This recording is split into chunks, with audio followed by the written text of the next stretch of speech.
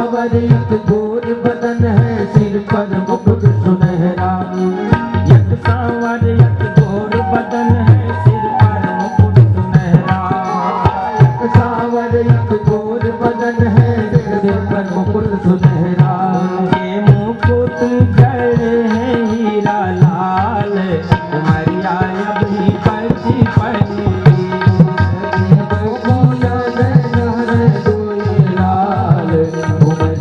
अब ही बच पड़ती।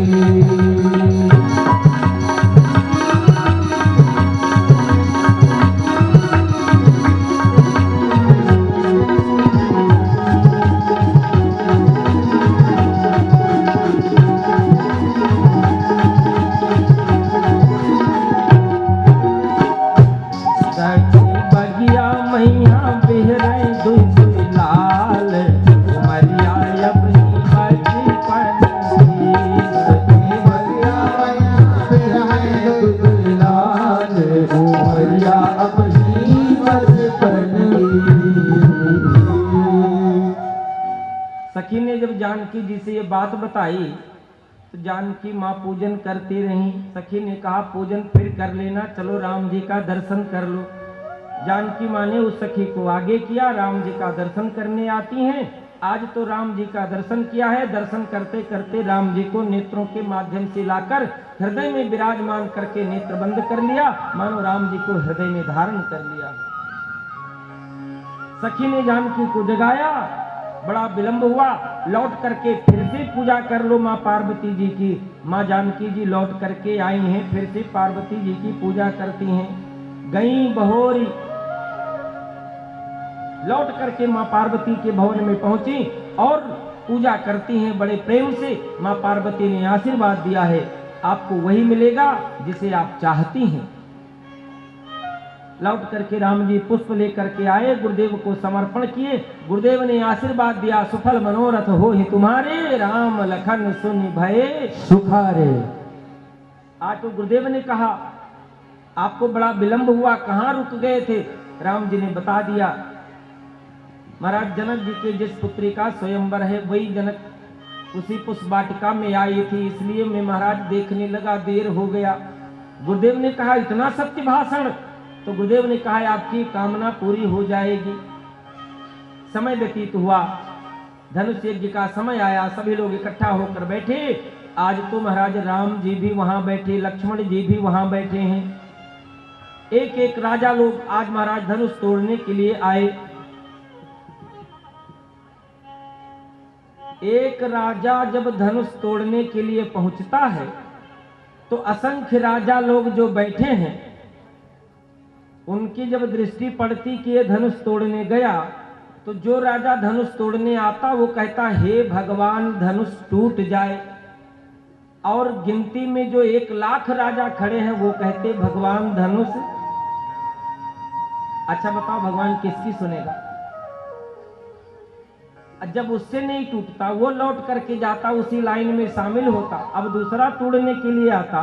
जब दूसरा राजा धनुष तोड़ने के लिए तैयार होता और कहता हे भगवान धनुष टूट जाए, पीछे वाली संख्या तो फिर उतनी बनी है, फिर सबकी संख्या उतने, हे भगवान धनुष ना टूटे।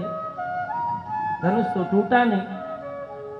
महाराज जनक जी को बड़ा दुख हुआ, विलाप करने लगे, रोने लगे। मैं जानता पृथ्वी वीरों से खाली है, ऐसा कभी नहीं प्रतिज्ञा करता।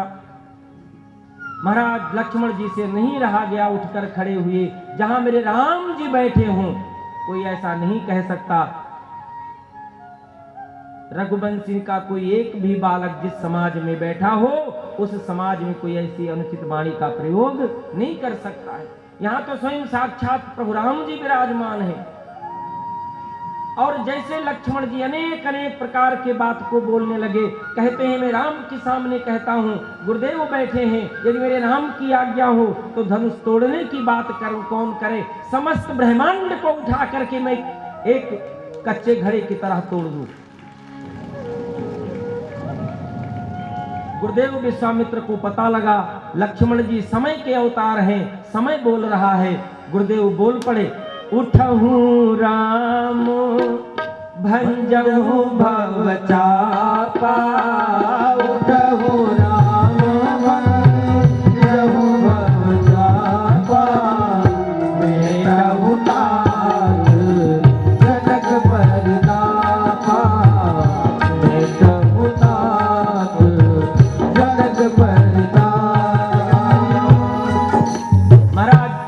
समय गुरुदेव की आज्ञा स्वीकार किया, गुरुदेव को प्रणाम किया, सभी को प्रणाम किया। और उसी समय लक्ष्मण जी सबसे कहते हैं, अरे दिक्पालो जरा सावधान हो जाओ, मेरे राम जी धनुष को तोड़ेंगे। स्वभाव बस राम जी धीरे धीरे चले, धनुष के पास पहुंचे। शिव जी का धनुष है, आज तो बंधन किया है। जब शिव जी के धनुष को बंधन करने लगे, आज उस समय की स्थिति बड़ी विचित्र है। मैया सुनैना विलाप करती हैं, क्या कभी हंस मंदराचल उठा सकता है? मां जानकी जी आज भगवान गणपति से निवेदन करती हैं, भगवान शिव और पार्वती से प्रार्थना करती हैं, आज तक मैंने आपकी पूजा करी है और उस पूजा का फल मुझे यही चाहिए कि राम जी के हाथ लगाते ही ये धनुष स्वतः टूट जाए, राम जी को तोड़ना ना पड़े। और जब इस प्रकार से मां सुनैना और जानकी जी को विलाप करते हुए देखा तो बैठी हुई सखियों ने विश्वास दिलाया है, कहाँ कुंभज कहाँ सिंधु अपारा, सिंधु अपारा, सोख्यं सुजस सकल संसारा, कहाँ कुंभज कहाँ सिंधु अपारा, सोख्यं सुजस सकल संसारा। सखियां कहती हैं, घड़े से जन्म लेने वाले अगस्त्य ऋषि समुद्र को सुखा सकते हैं, आकाश मंडल में दिखाई देने पर छोटा लगने वाला सूर्य संपूर्ण लोकों का अंधकार मिटा सकता है, छोटा सा अंकुश इतने बड़े जानवर हाथी को बस में कर सकता है, छोटा सा मंत्र ब्रह्मा विष्णु शिव को अपने बस में कर सकता है, तो मेरे राम धनुष तोड़ सकते हैं। आज जब राम जी ने सबकी तरफ देखा, अंत में दृष्टि पड़ी मां सुनैना और जानकी जी पर। राम जी ने विचार किया, का वर्षा जब कृषि सुखाने, समय चुके पुण्य का पछताने। और उसी समय प्रभु राम जी ने धनुष को बंधन करके धनुष को उठाया। जब राम जी धनुष को उठाते हैं, लोगों को लगा उठाते हैं, लेकिन किस समय उठाया, किस समय तोड़ा, किस समय फेंका, कोई भी नहीं देख पाया। वो स्वामी जी ने सूत्र दिया है, कहीं क्षण मध्य राम धनु तोड़ा, और तोड़ करके जब डाल दिया जमीन पर धनुष पड़ा है, जोर जोर सा शब्द हुआ, हाहाकार हुआ, संपूर्ण रूप से त्रिभुवन में आज हाहाकार मच गया। धनुष के घोर से सभी लोग जय जयकार करने लगे, बैठे हुए प्रसन्न हो गए। राम जी के जय जयकार, बोलो राजा रामचंद्र भगवान की जय। आज तो प्रसन्नता हो गई सभा में। गुरुदेव विश्वामित्र ने महाराज सतानंद जी को, सतानंद जी ने जनक जी को, जनक जी ने मां सुनैना को, सुनैना ने सखियों के साथ में सीता जी को जयमाल लेकर के भेजा है। मां जानकी जी जयमाल लेकर के जाती हैं, राम जी थोड़े खड़े हैं और राम जी थोड़े बड़े हैं। अनेक प्रकार की कथा है। मां जानकी जी ने लक्ष्मण जी से कहा, भैया हम दोनों बहुत बाद में इकट्ठा मिलकर काम करेंगे, राम जी की सेवा करेंगे, आज मेरी जरा मदद करो। लक्ष्मण जी ने राम जी के चरणों में लेटकर प्रणाम किया। राम जी ने कहा, भाई तुझे प्रणाम करने का ये कौन सा मौका, मुझे समझ नहीं आता। लक्ष्मण जी उठे नहीं तो राम जी झुक करके लक्ष्मण को उठाने लगे। और उसी समय सखियां गीत गाती हैं, और उसी समय सखियों ने जानकी जी को इशारा किया, तो उसी समय जानकी जी ने राम जी के गले में जयमाला डाल दी। बोलो राजा रामचंद्र भगवान की जय। राम जी के गले में जयमाला डाली। देवताओं ने आज भी पुष्प की मालाओं का वर्षा किया है, पुष्पों की वर्षा किया, सभी प्रकार से वार्तालाप हुआ। अब तो विश्वामित्र जी ने कहा, भाई विवाह तो हो गया। सतानंद जी ने कहा, विवाह हो गया, धनुष टूटने पर आश्रित था, लेकिन दोनों के परंपराओं के अनुसार विवाह होना चाहिए। जनक जी ने पत्रिका भेजी है, अयोध्या से बारात आई है, सुंदर विवाह हुआ है प्रभु राम जी का और मां जानकी जी का। विवाह के उत्सव की क्या क्या प्रसन्नता है, कहां तक आपसे निवेदन करें। समय अवधि समाप्त हो रही है। 12:30 बजे भगवान कृष्ण के जन्म महोत्सव को सुनाना था। 12:30 तो बज गए, भगवान का विवाह कराए, जल्दी कथा सुना देता हूं। राम जी के विवाह के बाद सखियां बैठी हुई हैं, राम जी सभी चारों भाई और सभी बैठकर बासी खाते हैं। एक प्रथा है ऐसा जनकपुर में। जब राम जी खाने लगे तो सखियां गाली गाने लगी। जब सखियां गाली गाने लगी तो लक्ष्मण जी ने कहा भैया मैं इनकी गाली नहीं सुनूंगा। राम जी ने कहा जरा चुप करो, बस बैठे रहो। बोले नहीं मैं इनकी गाली नहीं सुनूंगा, एक गाली देंगे 4 दूंगा। बोले चुप करो बैठे रहो, यहां बोला नहीं जाता। सखियां गाने लगी, अयोध्या जैसी विचित्र घटना कहीं नहीं देखी। बोले कौन सी विचित्र घटना? बोले वहां तो खीर खाने के बाद संतान को माताएं जन्म देती। लक्ष्मण जी ने कहा फेंको इनका भोजन, मुझे नहीं चाहिए, हम नहीं खाएंगे ऐसा कटु वचन करके हमारा अपमान करें। लक्ष्मण जी ने कहा भैया कुछ कह दूं? राम जी ने कहा नहीं कहो। लक्ष्मण जी ने कहा भैया कुछ कह दूं? राम जी ने कहा नहीं। बोले कुछ कह दूं? अच्छा। बोले कुछ कह दो। तो लक्ष्मण जी ने कहा अयोध्या तो फिर भी अच्छा है, खीर खाने के बाद पुत्र का जन्म देती हैं। जनकपुर में तो जमीन फाड़ कर निकल आती है।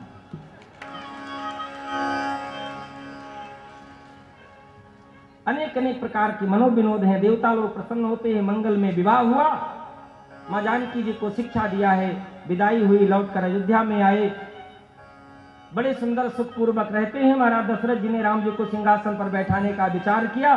देवताओं ने युक्ति लगाई, कई माँ को माध्यम बनाया, राम जी के लिए वनवास मांग लिया है। राम जी 14 वर्ष के लिए वनवास चले जाते हैं। भरत जी लौटकर ननिहाल से आए, अपने भाई राम जी को मनाने के लिए जाते हैं। राम जी ने पादुका देकर के भरत जी को वापस भेजा है। पिताजी के वचन, मेरा कार्य आपका कार्य, संतों की रक्षा, दैत्यों का वध, अयोध्या का शासन संपूर्ण प्रदेश में हो जाए। राम राज्य तभी होगा जब जंगल में भी कोई दुखी नहीं होगा। और वो जब राम अपनी स्वयं यात्रा करते हुए निरीक्षण कर लेगा तभी विश्वास करके उस अयोध्या के सिंहासन पर बैठ सकता है। आज राम जी निवास करते हैं चित्रकूट में। बहुत समय हुआ, सभी लोगों को मालूम चला। निवेदन करूं, प्रयास करता हूं सभी कथाओं को कह दूं, जो भी भगवान की कथा में रह जाए उनको वंदन। वनवास जाते समय निषाद मिले हैं, गंगा जी को पार किए हैं। अब चित्रकूट में बहुत दिन से जब रहते हैं सभी लोग जान गए। राम जी वहां से आगे चले पंचवटी में रहने के लिए। महाराज गिद्धराज से वहां भेंट हुआ है, मैत्रता हुआ है। अब तो आगे कथा बढ़ी है। रावण मारीच को लेकर के पहुंचा है, सीता जी को हरण करके ले गया है। राम जी समस्त ऋषि मुनि के आश्रम में जाकर के सबको सुख देते हैं। और एक जगह हड्डियों का ढेर देखा है, ऋषि मुनि की हड्डियों का ढेर है। राम जी ने प्रतिज्ञा कर लिया है, भुज उठाए प्रणकीन, सकल मुनिन के आश्रमन जाए जाए सुख दीन, निश्चरहीन करहु महि, ऐसी प्रतिज्ञा कर लिया है। और इस प्रतिज्ञा को पूर्ण करने के लिए राम जी आज दृढ़ संकल्प हैं। जानकी जी को माध्यम बनाया। कहने लगे, प्रभु राम ने कहा देवी आप मेरे पिता के घर चली जाओ। नहीं जाऊंगी। अपने पिता के घर जाओ। नहीं जाऊंगी। बोले क्यों? बोले दोनों पिता के घर रुकी नहीं, तीसरा कोई जगह बताओ। जनकपुर तब गई नहीं, अयोध्या में तब रुकी नहीं, अब तीसरा कोई जगह बताओ। राम ने कहा मेरे माता पिता दोनों अग्नि देवता हैं, तुम पावक महु करहु निवासा, अग्नि में आप वास कर लो। माँ जानकी जी अग्नि में निवास करती हैं। माँ जानकी जी की प्रतिबिंब बैठी हुई है, परछाई। क्यों? अब परछाई की लीला करनी है। रावण कभी जानकी जी को स्पर्श नहीं कर सकता, रावण माया को स्पर्श कर सकता है। रावण हरण करने आए, माया लेकर के जाए। बोले क्यों? बोले रावण मुझे धोखा देने आता है, झूठा मूठा सोने का मृग लाता है, झूठी मूठी सीता ले जाए, रावण का विनाश कर दूं। राम जी की ऐसी प्रतिज्ञा हुई। सीता का हरण करके रावण ले जाता है। और महाराज मृग का वध करके राम जी आए हैं। आज तो जटायु को दर्शन किए, जटायु को देखा है। जटायु ने राम जी का दर्शन किया है, गोद में लेकर के जटायु को मुक्त किया है। आगे चले हैं, जटायु ने पूरी बात बता दी है। आगे चलते हुए गए हैं, माँ सबरी के पास गए हैं, महाराज सुग्रीव के पास गए हैं। बाली का वध किया है सुग्रीव से मित्रता करके। आज तो सेनाओं की इकट्ठा किया है, वानरों को सीता की खोज के लिए भेज दिया है। हनुमान जी जाकर के लंका में सीता जी का दर्शन करके पता लगा करके वापस आते हैं। आज तो राम जी की सेना चली है लंका पर विजय पाने के लिए। समुद्र के किनारे पहुंचे हैं, 3 दिन तक समुद्र से प्रार्थना किया है। अंत में समुद्र पर क्रोध करने पर उपाय बताया है। नल नील जिस पत्थर को स्पर्श करेंगे पानी में तैरेगा। सभी लोग पत्थर लाते हैं, नल नील ने स्पर्श किया, समुद्र पर सेतु बना। राम जी ने सुंदरता देखा सेतु को, भगवान शिव जी को अर्पण करने के लिए रामेश्वरम की पूजा कर दी, शिव जी को समर्पण कर दिया। उस पुल का आश्रय लेकर के उतर करके उस पार जाते हैं। विभीषण राम जी के शरण में आए हुए हैं और इस प्रकार से वहां पर लंका में प्रवेश करके संग्राम होता है। उस संग्राम में अनेक अनेक प्रकार के युद्ध हुए हैं। लक्ष्मण जी को शक्ति लगी है, राम जी ने लक्ष्मण जी को गोद में रखा है, हनुमान जी बूटी लाए हैं, उनकी सुरक्षा किए हैं। अब तो राम जी ने रावण का वध किया है, सीता जी को लेकर के आए हैं। और जब अयोध्या में पहुंचे तो सभी लोग कहते हैं हमारे राम राजा बनाए जाएंगे, हमारे राम राजा बनाए जाएंगे, बनाए जाएंगे वो सजाए जाएंगे, बनाए जाएंगे वो सजाए जाएंगे, हमारे राम राजा बनाए जाएंगे, हमारे राम राजा बनाए जाएंगे। आज सजेंगी ये सुंदर गलियां, आज सजेंगी ये सुंदर गलियां, आज सजेंगी ये सुंदर गलियां, आज सजेंगी ये सुंदर गलियां, आज खिलेंगी ये मन की कलियां, आज खिलेंगी ये मन की कलियां, आज खिलेंगी ये मन की कलियां, आज खिलेंगी ये मन की कलियां। काम और क्रोध भगाए जाएंगे, काम और क्रोध भगाए जाएंगे, हमारे राम राजा बनाए जाएंगे, हमारे राम राजा बनाए जाएंगे, हमारे राम राजा बनाए जाएंगे, हमारे राम राजा बनाए जाएंगे। आज बड़ी प्रसन्नता हुई। गुरुदेव वशिष्ठ जी ने राम जी के जटाओं को निर्वारण किया है, राम जी ने अपने भाइयों की जटाओं को निर्वारण किया है। स्नान करके सुंदर श्रृंगार करके पवित्र से बढ़िया सुंदरता में बैठे। जैसे राम जी के सुंदरता का गुरुदेव ने दर्शन किया। अब गुरुदेव ने कहा राम राज्य तब प्रारंभ होगा जब सिंहासन राम जी के पास आए। और आज राम जी की सुंदरता का दर्शन करते हुए उसी समय गुरुदेव वशिष्ठ ने तुरंत दिव्य सिंहासन मांगा, बोले सिंहासन यहीं ले आओ। राम सिंहासन तक नहीं जाएंगे, संसार में सत्ता को ग्रहण करने वाला व्यक्ति सिंहासन तक दौड़ कर जाता है, वो राम राज्य नहीं हो सकता जब सिंहासन स्वयं चलकर राम तक आ जाए, वो राम राज्य होगा। आज सिंहासन वही मंगाया, राम जी को सिंहासन पर बैठाया। ऐसे पावन राम जी के चरित्र हमारे जीवन में मंगलमयकारी है, ऐसे राम जी का चरित्र हमारे जीवन में आदर्श है। हम सभी लोग राम जी के पावन चरित्र को हृदयंगम करते हुए आइए हम सभी लोग एक बार भगवान श्री कृष्ण के पावन चरित्रों को श्रवण करने की ओर चलें। हरे कृष्ण कृष्ण कृष्ण हरे हरे,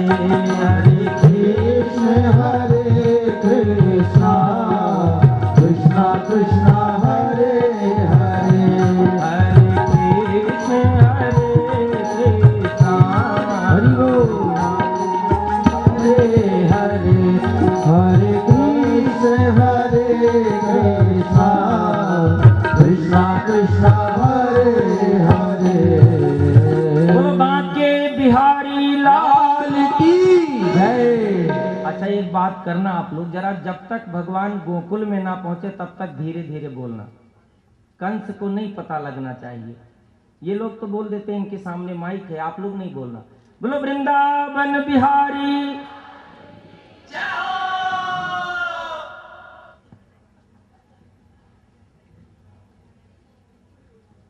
महाराज। संसार में परमात्मा के नाभि से कमल, कमल पर ब्रह्मा जी, ब्रह्मा से अत्रि, अत्रि जी से चंद्रमा, चंद्रमा से बुध, बुध से पुरुरवा, पुरुरवा से राजा नहुस, राजा नहुस से ययाति, और ययाति के 4 पुत्र, एक का नाम यदु, तुरहुस, द्रुहु और पुरु। और इसी यदुवंश में परमात्मा अवतार लेकर के आते हैं। वर्णन आता है यदुवंश में महाराज अनेक प्रकार के प्रतापी राजा हैं, और उनमें एक राजा हैं जिनका नाम है उग्रसेन। और उग्रसेन जब सिंहासन पर बैठे हैं, उन्हीं का एक पुत्र है जिसका नाम है कंस। उग्रसेन बड़े धर्मात्मा है, लेकिन कंस बड़ा आतताई है।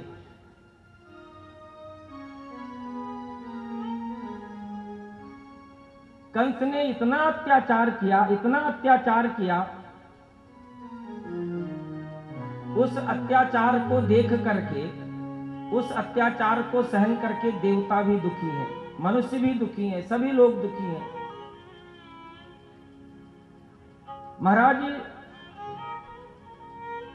देवक ने अपनी पुत्री देवकी का विवाह करने के लिए नारद जी से उस समय पूछा है कि कंस के इस भयानक स्थिति में अपनी पुत्री का विवाह करने के लिए मैं कहां ढूंढने जाऊं। नारद जी ने बताया, वसुदेव के साथ कर दो। देवक मान गए, आपसे ज्यादा तो कोई जानता नहीं, जो आप कहते हैं मैं वही कर देता हूं, और विवाह करने के लिए तैयार हुए। अब महाराज कंस भी धूमधाम से व्यवस्था करके विवाह करा देता है। आपसे मैं निवेदन करूं, देवकी माता के और वसुदेव ऐसे पिता के विवाह के समय जो कंस का प्रेम है वो स्वार्थ का प्रेम है। स्वार्थ का प्रेम उसी समय समाप्त हो जाता है जब स्वार्थ में कोई अड़चन आती है। वसुदेव और देवकी का मंगलमय विवाह हुआ, विदाई हुई। रथ में बैठाकर कंस ही मां देवकी को छोड़ने के लिए चला, और जब रथ में बैठा करके छोड़ने के लिए चला, उसी समय देवताओं ने कंस के और थोड़ा अत्याचार बढ़ाने के लिए आकाशवाणी कर दी, हे कंस, आज जिस देवकी को रथ में बैठाकर इतने प्यार के साथ छोड़ने जाता है, उसी देवकी के 8वें लाल के द्वारा तुम्हारी मृत्यु होगी। वही देवकी का 8वां लाल तुम्हारा काल होगा। स्वार्थ को